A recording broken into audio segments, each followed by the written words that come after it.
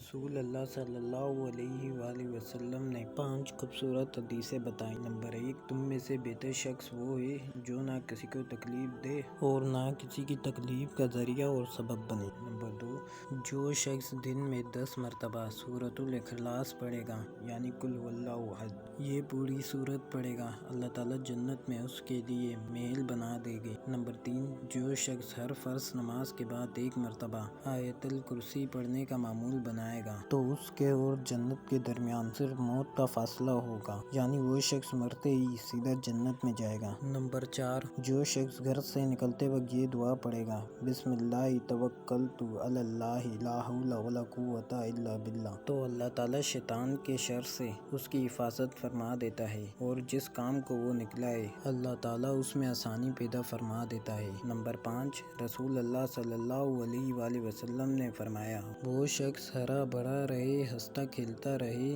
جو شخص میری حدیث سنے، اس کو محفوظ رکھے اور اس کو دوسروں تک پہنچائے۔